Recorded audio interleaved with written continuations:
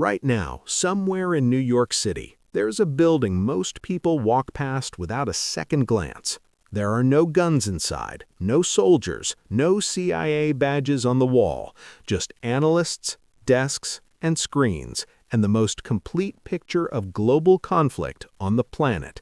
The United Nations has a dirty secret. While the world sees diplomats arguing in glass rooms, beneath the surface, there is a shadow intelligence apparatus watching every war, every regime, every crisis in real time.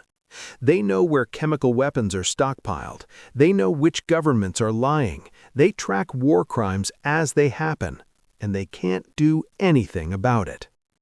Today, you're going to live every level of that world, from the rookie field monitor who sees too much to the intelligence director who knows everything and controls nothing.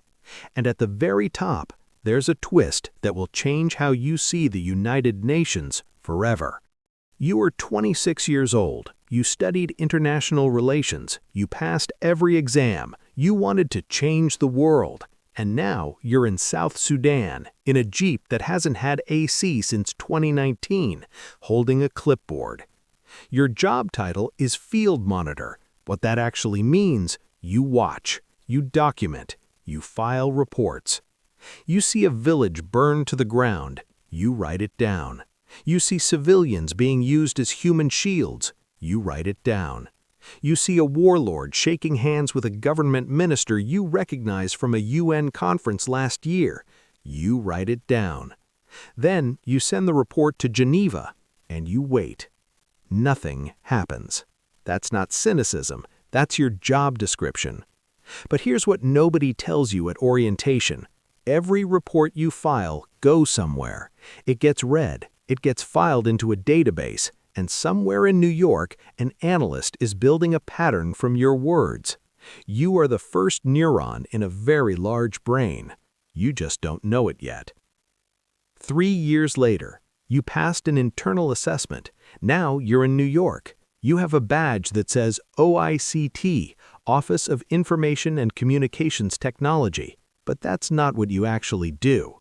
You are an open source intelligence analyst, OSINT. And your job is to know everything that's happening in the world using only public information. Satellite images from commercial providers, social media posts from conflict zones, flight tracking apps, shipping manifests, civilian phone footage uploaded to Telegram at 2 a.m. You know things governments don't want you to know. You can see troop movements. You can map supply routes. You've tracked arms shipments from satellite images alone. Last month, you identified that a UN member state was secretly resupplying a militia the same member state publicly condemned at the Security Council. You put it in a report. Your supervisor reviewed it. It went up the chain. You never heard back. Because the member state you identified, they have a permanent seat on the Security Council. They have veto power. And somewhere above you, someone made a decision that this report would disappear quietly. You're starting to understand the system you work inside. 5 more years. You are now a crisis intelligence officer. You don't just analyze data, you brief decision makers. Before every major Security Council vote, you walk into a room and you brief the 5 permanent members, the US, UK, France, China, and Russia. You show them the intelligence, the evidence, the truth of what's happening on the ground, and then they vote. You briefed them on a genocide unfolding in real time. The evidence was airtight. The death toll was climbing by the hour. One country vetoed the resolution, the same country whose ally was responsible. You sat in that room. You watched it happen. You had done your job perfectly, and it changed nothing. This is the moment most officers either break or get promoted, because to survive at this level, you have to make peace with a brutal truth. Your intelligence doesn't create decisions. It justifies them. The decisions were already made. Not all of your career happens at a desk in New York. At this level, you get deployed into the conflict itself. Not to fight, but to coordinate intelligence in real time while bullets are flying. You are the bridge between what's happening on the ground and what gets reported to the Security Council. You run a network of sources, locals, NGO workers, journalists, defectors. Some of them don't know their sources. They just think they're talking to a UN humanitarian coordinator. And here is where the UN's public image starts to crack. Because officially, the United Nations does not run covert intelligence operations. Officially. But someone has to know where the mass graves are before they're found. Someone has to know where the chemical weapons are before they're used. Someone has to track the money before it buys the next massacre. That someone is you. And when the press asks how the UN happened to have such detailed information about an event before it became public, the answer is always the same: open source monitoring. Sure.